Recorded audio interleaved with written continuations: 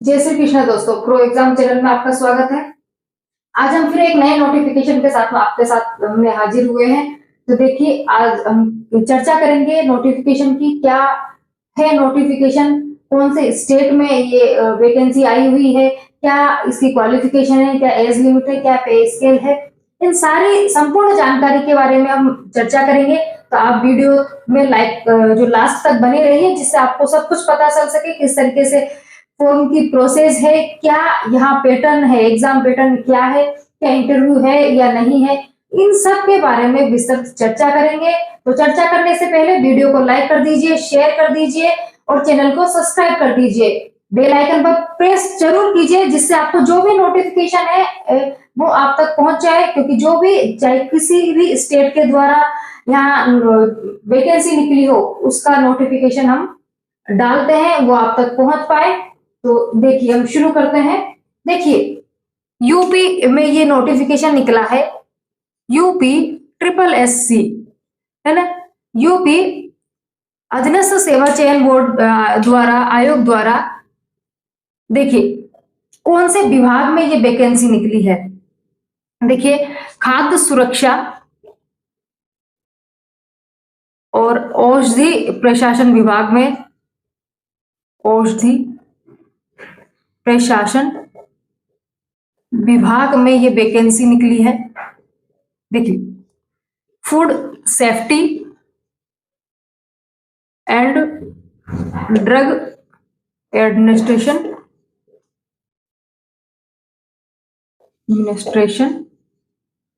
Department द्वारा ये vacancy निकाली गई है। देखिए, इसका नाम देखिए, खाद्य सुरक्षा और औषधि, यानी खाद्य और औषधि, ठीक है, यानी फूड सेफ्टी और ड्रग, है ना, एडमिनिस्ट्रेशन। यहाँ तो यानी यहाँ भी वैकेंसी दो तरीके से निकली हुई है, खाद्य में भी निकली हुई है और औषधि में भी निकली हुई है। देखिए, हमने एक पिछला नोटिफिकेशन डाला है, उसमें औषधि से रिलेटेड बात की है, वहां 361 यहाँ इसके पोस्ट है। अब हम बात करते हैं खाद्य की, तो यहाँ कितनी पोस्ट है हम उसकी चर्चा करेंगे।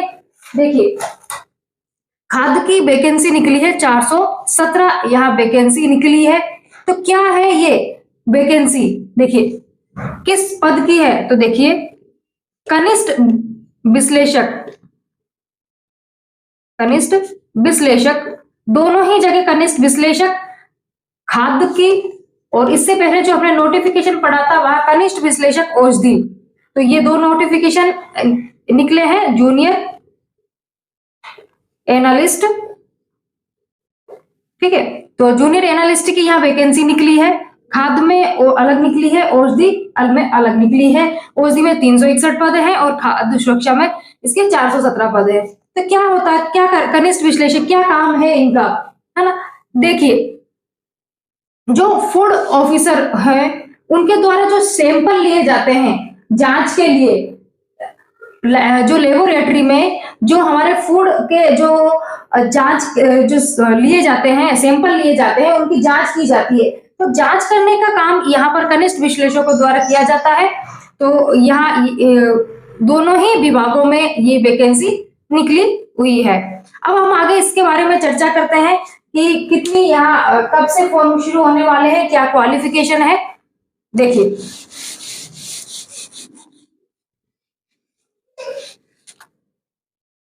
देखिए, यहाँ में लिख देते हैं 417 यहाँ पद निकले हैं और जूनियर एनालिस्ट की यहाँ वैकेंसी है,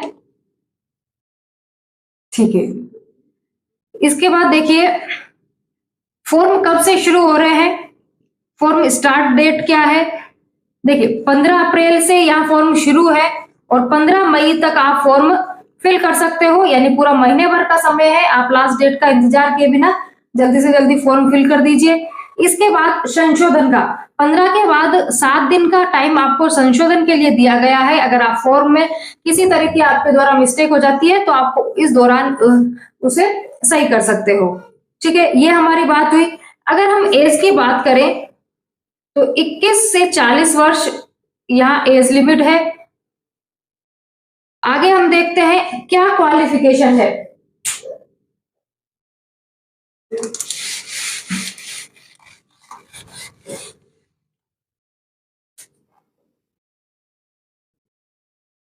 देखिए क्वालिफिकेशन की अगर हम बात करते हैं, यानी कि कौन कौन फॉर्म फिल कर सकता है। देखिए अगर आपके पास केमिस्ट्री है, ठीक है, बायोकेमिस्ट्री,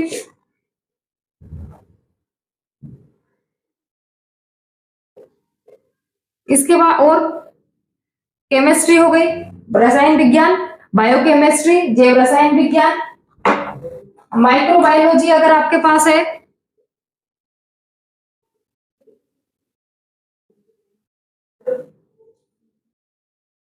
डेयरी केमिस्ट्री,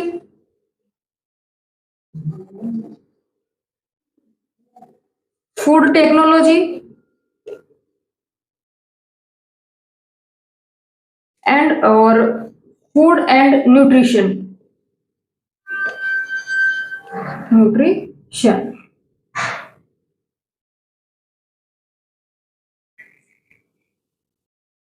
न्यूट्रिशन। अगर आप में इनमें से कोई भी क्वालिफिकेशन है, यदि आपके पास केमिस्ट्री हो या बायोकेमिस्ट्री हो, माइक्रोबायोलॉजी हो, डेयरी केमिस्ट्री हो, food technology, food and nutrition, इनमें क्या होना चाहिए, पोस्ट ग्रेजुएशन।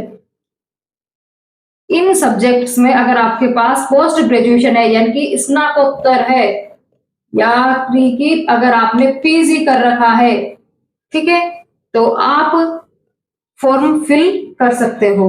इसके अलावा और क्या ऑप्शन है फॉर्म फिल करने का? इसके अलावा अगर आपके वेटरनरी साइंस है ना,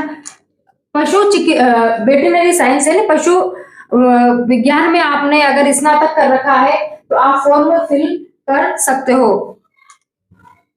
वेटरनरी साइंस में अगर आपने ग्रेजुएशन कर रखा है तो आप फॉर्म फिल कर सकते हो। या तो आपके पास ये वाला ऑप्शन होना चाहिए या वेटरनरी साइंस वाला आपके पास ऑप्शन होना चाहिए। तो जो भी स्टूडेंट ये वाली क्वालिफिकेशन रखते हैं तो वो फॉर्म फिल कर सकते हैं। और क्या क्या कंपलसरी चीजें हैं और क्या हमें जानना है, एग्जाम फीस कितनी है और किस आधार पर यह फॉर्म भरना है, इसकी चर्चा हम करेंगे।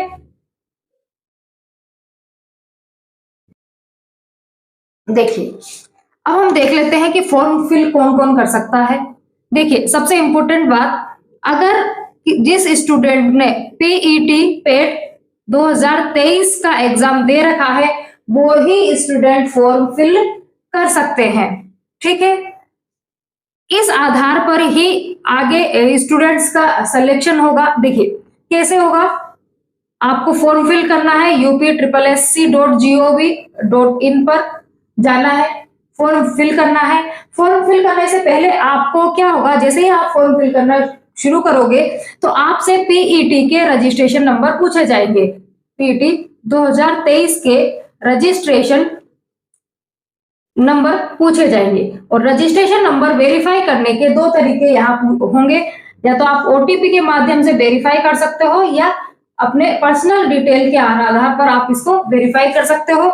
उसके बाद आप फॉर्म पूरा फिल कर सकते हो, आपके फोटो साइन और लास्ट में आप प्रिंट आउट और फीस वगैरह पे करके आप ये पूरा फॉर्म फिल कर सकते हो। अब देखिए पेट 2023 के आधार पर ही आप फॉर्म फिल कर सकते हो। इसके स्कोर कार्ड के आधार पर ही आपका सिलेक्शन होगा। देखिए सिलेक्शन कैसे होगा, सिलेक्शन का मतलब नहीं ये नहीं है कि आप एग्जाम में आप सिलेक्शन हो गया। इसका मतलब ये है कि इस एग्जाम को देने के लिए आप एलिजिबल हो, मतलब आप उन स्टूडेंट्स में चयन किए गए हो जो इस एग्जाम को दे सकते हैं। देखिए पीईटी 2023 के माध्यम से आपको इस एग्जाम के लिए चयन किया जाएगा और 15 गुना स्टूडेंट्स यहां से लिए जाएंगे जो इस कनिष्ठ जूनियर एनालिस्ट खाद वाली एग्जाम दे सकते हैं। अब देखिए इसके एग्जाम जो होगी उसमें बैठने के लिए पीईटी होना चाहिए, है ना। इसके बाद ही आप इस एग्जाम में बैठ सकते हो। अब अगर हम एग्जाम फीस की बात करें तो देखिए यहाँ किसी भी कैटेगरी के लिए कोई फीस नहीं रखी गई है, क्योंकि हमने फीस पीईटी के एग्जाम जब दी थी वहां पे कर दी है। अभी सिर्फ केवल 25 रुपीज लग रहे हैं जो सिर्फ ऑनलाइन फॉर्म भरने के हैं। तो ऑनलाइन फॉर्म भरने के किसी भी सभी कैटेगरी के लिए ये 25 रुपीज यहाँ पे करने पड़ेंगे।